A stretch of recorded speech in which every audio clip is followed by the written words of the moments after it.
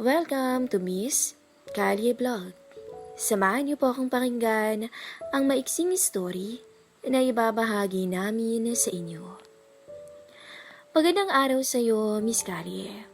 At sa mga tagapakinig mo, tawagin niyo na lang akong Grace. Isang estudyante at kasalukuyang working student. Ako ang klase ng babae na kahit lumaking mahirap, palaban naman at may pangarap sa buhay. Mahirap lang kasi ang family ko na nasa malayong probinsya. At dahil sa kagustuhan kong makatapos ng kolehiyo, nagtry akong mamasukan sa isang butika habang tinatapos ang 2 taong kurso ko. Ayaw ko kasing gumaya sa mga kababata ko na hanggang doon na lang sila sa probinsya namin. Ako'y may pangarap. Gusto kong magkadiploma at sumahod ng malaki, makapagtrabaho sa syudad. Malaki rin naman ang butikang tumanggap sa akin at mayaman ang may-ari. At kahit na hindi kalakihan ang sahod, ang mahalaga, may pang-tuition na ako at pambayad sa room for rent. Hanggang magustuhan nga ako ng manager kong lalaki. At ang kanyang pakikitungo sa akin ay kakaiba. Mabait naman to at may edad na.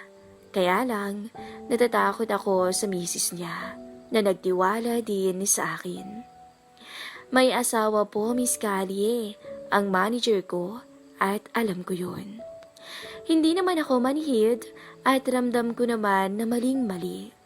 Pero hindi na raw maibigay sa kanya ng misis niya ang init na kanyang hinahanap pagdating sa kama. Inaamin ko, hindi na ako inosente at may makaranasan na ako sa kama dahil ilang beses na akong niloko ng mga ex-boyfriend ko. Nahihiyaman ako pero high school pa lang ako ay naisuko ko na ang aking iniingatan bilang babae sa aking unang boyfriend. Probinsya naman ay hindi ko napigil noon na maging mapusok sa murang edad. Hindi naman ako mukhang pera, pero hindi naman ako plastic na tao. At pera ang kailangan ko para makatapos ako ng pag-aaral. Kaya tinanggap ko ang hamon ng boss ko at kapalit ang kaginhawaan ko sa salapi. Nabibili ko ang lahat ng gusto ko at hindi ito alam ng mga magulang ko. Sa una, naiilang ako kasi may edad na rin si boss at ako dalaga pa. Naiisip ko na baka atakihin to sa puso at mamatay. Umiinom kasi siya ng mga capsule na nakakapagbigay muli ng sigla at gana sa kanya sa kama. Dahil doon, naging wais ako sa sarili. Kaya gumagamit ako ng contraceptive para hindi ako mabuntis. Mahusay sa kama si boss at hindi basta-basta ang kanyang galing. Yung tipong gusto mo pang umulit ng ilang beses dahil talagang mababaliw ka. Ramdam kong mahilig pa rin si boss sa kabila ng kanyang edad. Kasalungat nito ang aking mom na parang wala ng kagana-gana. Mas gusto ni boss na siya ang magtatrabaho at yun naman ang gusto ko. Ibubukas ko lang ang mga hita ko sa harap niya, ayos na sa kanya at pera na agad ang kapalit nito. Sabihin na nilang mali at masamang babae ako. Pero sa takbo ng ating buhay, napakahirap at pera ang ating laging hanap. Kaya wala na akong pakialam sa sasabihin ng iba. At wala na akong aasahan pa sa magulang ko. Ayokong bumalik sa amin na bigo. Babalik ako roon na may diploma. Yun ang kailangan kong gawin. At dapat, yan ang mangyari at buo na ang plano ko. Magaling kami ni boss kung magtago kay ma'am. Sa umaga si ma'am ang tao sa kaha. At sa hapon naman, si boss na ang uupo at solo na kaming dalawa. Ayaw daw nila ng maraming empleyado dahil sila ni ma'am ay tumutulong din sa pagbebenta.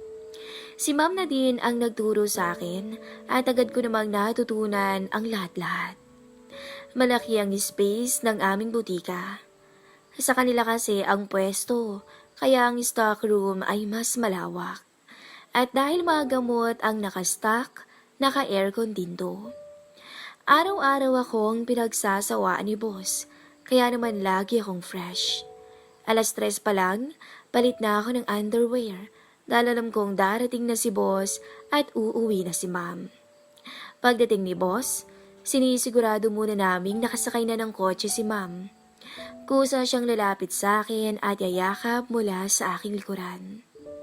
Ramdam ko agad ang marahang paghaplos nito sa aking katawan. Ewan ko ba, Miss Carrie? Ang bilis kong madala sa mga ganung kilos ni boss. At sandali naming isasara ang butika. At mga 40 minuto ay solve na naman si boss sa akin. Ayaw niyang mag-hotel kami kasi baka raw may makakita sa amin. Kilala kasi siya sa bayan namin dahil mayaman talaga sila. Believe ako kay boss. Magalang siya at hindi niya ako binabastos. Oo, laging may nangyayari sa amin at inaabutan niya ako ng pera. Pero ramdam ko na iginagalang niya rin ako. 5,000 agad ang inabot nito at parang barya lang sa kanya yon. Hahalikan pa niya ako sa noo ko matapos naming gawin ang bawal. At kahit bitin ako, inuunawa ko naman siya dahil may edad na to. Nasa 50s na kasi si boss. Ganyan umiikot ang buhay ko, Miss Carrie. At nakakapagpadala pa ako sa magulang ko, pambili ng bigas at pambili ng gamot ng itay ko. Siguro ay nagtataka sila at hindi na lang nagsasalita pa. Kasalanan sa Diyos, alam ko yan. At ang lihim ko ay sa akin lang yon. At ang lihim ko sa akin na lang yan. Kahit sa mga kaibigan ko sa school, wala akong pinagsasabihan. Habang napapaligaya ko si boss, natutulungan naman niya akong makatapos ng pag-aaral. Minsan, hindi umalis si ma'am ng butika. Ewan kung bakit, pero wala naman siyang pinapakitang masama sa akin. At ramdam ko naman na hindi niya ako pinaghihinalaan. Mukhang ibang babae ang kanyang binabantayan. At sa palagay ko, sanay na siya kay boss. Bilang babae, hindi naman may iwasan na maghinala. Pero nakukonsensya man ako, pasensyahan na lang dahil kailangan ko si boss. Wala akong pakialam sa nararamdaman ko ng oras na yon. Nakakonsensya. Oo, aminado naman ako eh. Pero anong gagawin ko? Hindi naman kakasya ang sahod ko sa tuition ko monthly. At ang iba ko pang bayarin, saan naman ako kukuha? Napaka-impokrit ako naman kung hindi ako makakaramdam ng awa kay ma'am. Ang iniisip ko na lang ay pera. Pera lang at kaligayahan ang kinukuha ko, hindi ang asawa niya. May mga regalo na ring iniaabot si boss sa akin. Alahas, cellphone, at lalo naman akong nahulog sa kanya. Minsan nga sinasagot pa nito ng buo ang tuition ko, kaya ang pasasalamat ko sa kanya ay walang katapusan. Tumagal ng taon ang aming maling ginagawa, at inaamin ko na hindi ko na kayang wala si boss sa aking buhay. At si boss, alam kong hindi niya na rin kaya na wala ako. Pero kahit ganoon pa man, kailangan kong tapusin ang lahat sa amin dahil may asawa siya. Kaya nung halos 1 taon na lang at makakatapos na ako, kinausap ko si boss at sinabing pag nakagraduate na ako, tapos na kami. Hindi siya sumagot sa akin at marahil alam niyang dadating kami sa ganung punto. At muli niyang pinakita sa akin na iginagalang niya ako. Hindi siya nagdamdam sa sinabi ko na parang pinapalabas ko na pera lang talaga ang habol ko. Pero bakit ganoon, Miss Callie? Lalo pang pinagbuti ni boss sa tuwing may nangyayari sa amin sa butika. Lalo akong nababaliw. Hindi na ako makawala sa kanya. At hinahanap ko lalo ang kanyang husay pagdating sa kama. Pag nasara na kami ng butika, natatagalan pa lalo kami sa stockroom. Habang halos mamuti ang aking mga mata, sa kanyang pagpapakasasa. Sabay tanong pa nito sa akin. Ano Grace? Aalis ka pa ba sa butika ko? Halos mautal-utal naman ako sa pagsagot. Hindi po boss. Paano nga ba ako makakaalis sa maling gawain na to? Minsan natutulala na ako at napapakilig pag naaalala ko ang pag-alipin ni boss sa aking pagkababae. Kahit sa loob ng klase, nai-imagine ko ang ginagawa ni boss sa akin. Malaki na ang naiipon kong pera.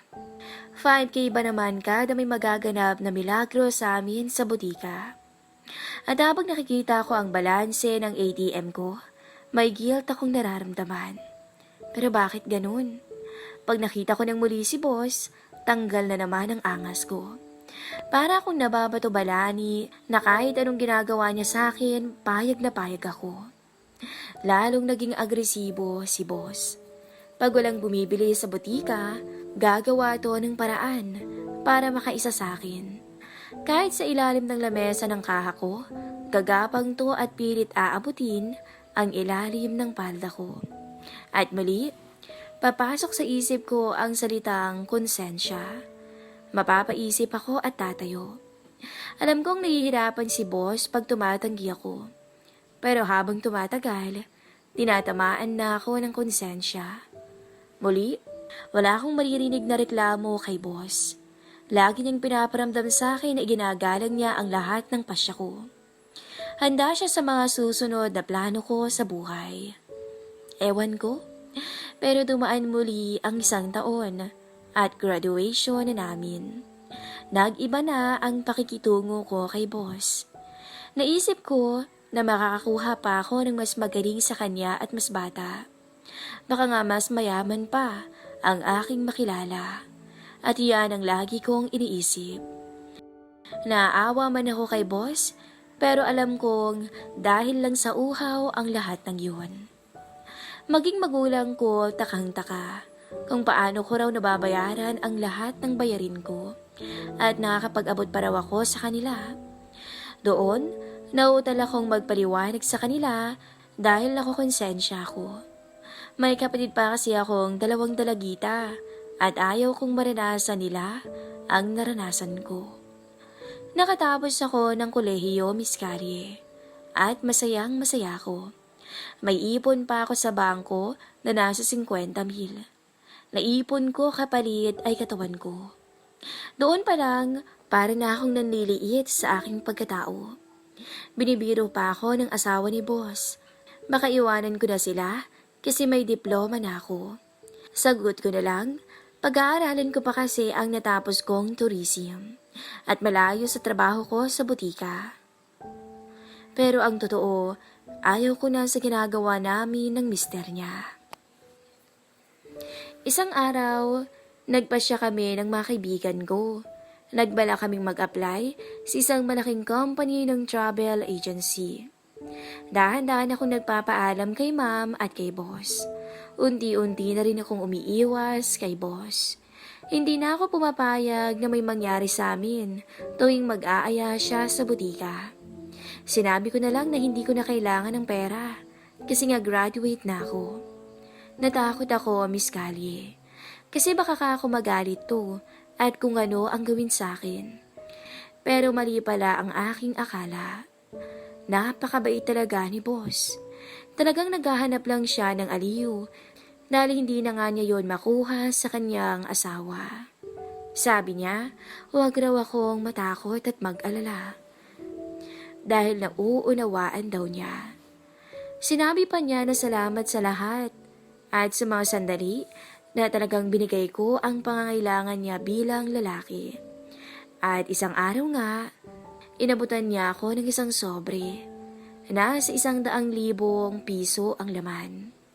Halos mabitawan ko to at pilit kong ibinabalik sa kanya. Ang sabi niya, gawin ko raw panimula ang pera. At sana daw huwag na akong papayag na gamitin pa ako ng ibang lalaki kagaya niya. Mag-resign na rin daw ako para hindi na ako maguluhan pa.